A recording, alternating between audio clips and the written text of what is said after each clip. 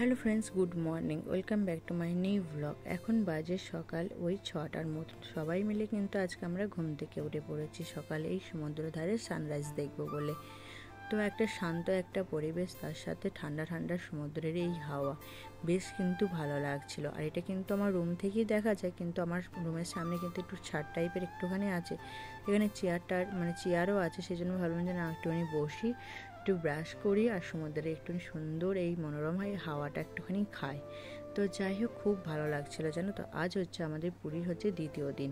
তো যাই হোক, কালকে তো সকালটা এখানে এরকম দেখা হয়নি, সেজন্য আজকে কিন্তু লেট না করে সবাই মিলে কিন্তু উঠে পড়েছি।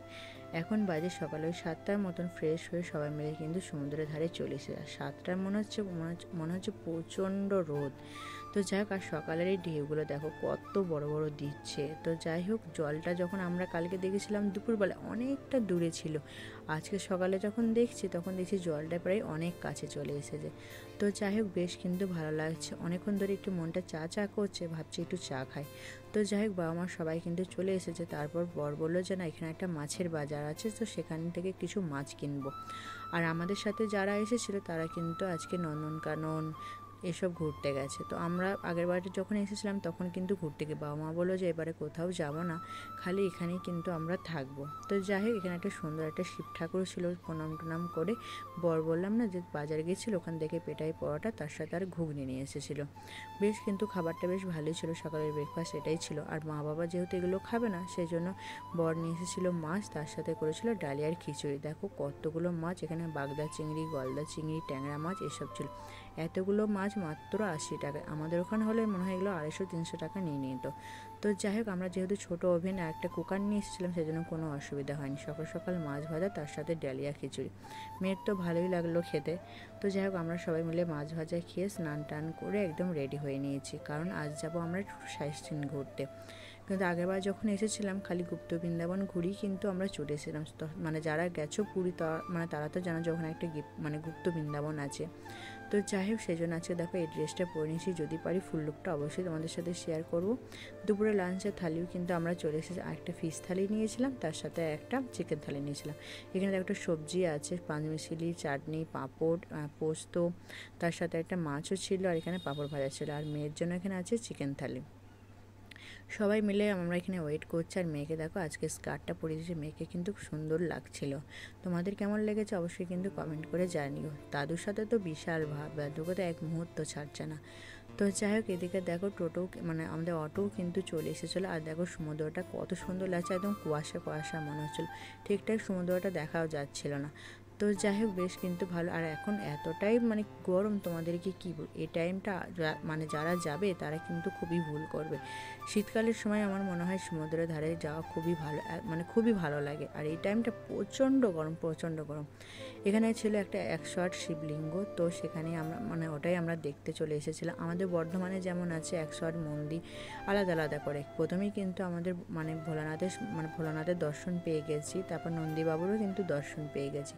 জুতো খুলে এখন যাবো হচ্ছে আমরা ভিতরে। দেখেন এখানে অনেক ধরনের কিন্তু ঠাকুর ছিল, কিন্তু সব ঠাকুরের নাম কিন্তু আমি জানি না। তো যাই হোক, তারপর ঘুরে একটুখানি মন্দিরটা, বাবা মা বললো যে চত্বরটা একটুখানি ঘুরবো। তো সবাই মিলে মন্দিরটা একটুখানি ঘুরে তারপর আমরা আবার ভিতর দিয়ে যাচ্ছিলাম। আমরা তো কি বলবো, দেখে এত ভালো লাগছিল, এরকম দৃশ্য সত্যি আমি যদি না আসতাম তাহলে আমার কি বলবো, খুবই মিস হতো। এখানে অনেক সুন্দর লাগছিল এই জিনিসগুলো, এত সুন্দর। আর এটা কি আমি ঠিক জানি না, এটা মনে হয় বাবা ভোলানাথই। তো এইভাবে করা আছে, মাটি দিয়ে করা ছিল এটা, বেশ কিন্তু ভালো লাগছিলো। এখানে দেখো জগন্নাথের দর্শনও কিন্তু হয়ে গেছে, একসাথে কত ঠাকুরের যে দর্শন করেছি তার নেই ঠিক। তো যাই, ওই যে রাক্ষসের মতন দেখতে পাচ্ছ, ওটা দিয়েই কিন্তু ঢুকে যেতে হয় 108 শিবলিঙ্গ দেখতে। দেখতেই পাচ্ছ কতগুলো শিব, দেখে তো আমি অবাক হয়ে গেছি, এত ভালো লাগছিল তোমাদেরকে কি বলবো। আর ভিড়ও কিন্তু ছিল, তার সাথে গরমও কিন্তু সেই লেভেলেই ছিল।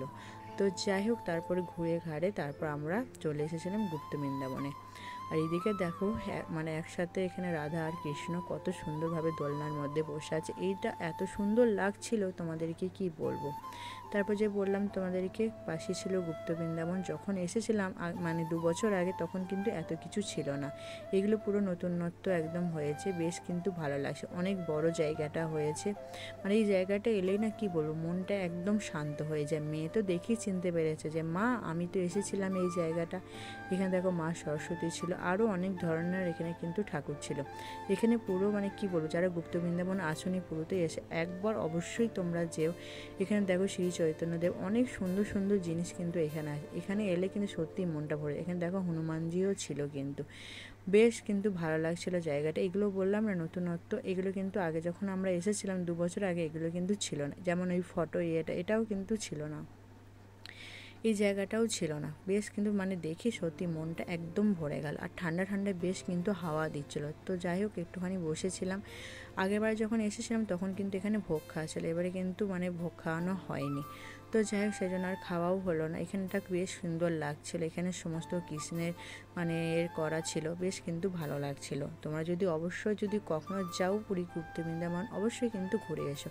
তারপর চলে এলাম আমরা জগন্নাথের পিসির বাড়ি। দেখো পুকুরটা কতটা বড়, আর একদম মাঝখানে ছিল মন্দিরটা, বেশ কিন্তু ভালো লাগছিল। সবাই ভিডিও করছিল, কিন্তু ভিতরে কিন্তু ভিডিও অ্যালাউ ছিল না। আমি একটুখানি মাথায় জল ছিটিয়ে নিলাম। তো যাই হোক এখন বাজে বিকেল 5:30টার মতো, এসে একটুখানি রেস্ট নিয়েছিলাম। তো মানে এর ভেতরে কিন্তু অনেক জায়গায় কিন্তু আমরা ঘুরেছিলাম, সেগুলো কিন্তু আর ভিডিও করা হয়নি। যেমন সোনার মন্দিরে ঘুরেছিলাম, তো এই সমস্ত জিনিসগুলো কিন্তু আমরা ঘুরেছিলাম। তখন আর ভালো লাগছিল না যে ফোন থেকে ক্যামেরাটা মানে ফোনটা বার করে ভিডিও করি। তো যাই হোক সন্ধ্যা হয়ে গেছে, রেডি হয়ে আবারও চলে এসেছি আমরা সমুদ্রের ধারে। মানে সমুদ্রের ধারে এলে কি বলবো, মনটা মানে যত ক্লান্তি সমস্ত কিছু কিন্তু দূর হয়ে যাচ্ছে।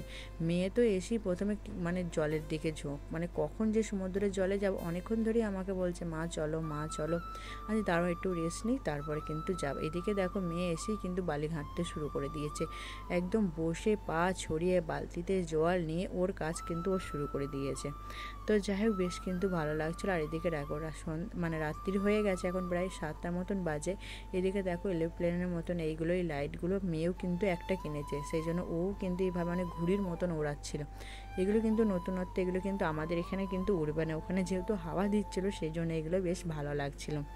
তো যাই হোক তারপর কিন্তু খিদেও পেয়ে গিয়েছিলো। তারপরে মেয়ের জন্য এখানে একটা পাখার মতন কিনছিলাম। দেখো মানে হাওয়া দিচ্ছিলো যেহেতু, সেই জন্য এইটা বেশ সুন্দরভাবে উঠছিলো। আর এত দাম বলছিল তোমাদেরকে কি বলবো, এই পাখাটার দাম নাকি 100 টাকা। মানে যা কিনবে খালি 100 টাকার ওপরে, খাবেও 100 টাকা।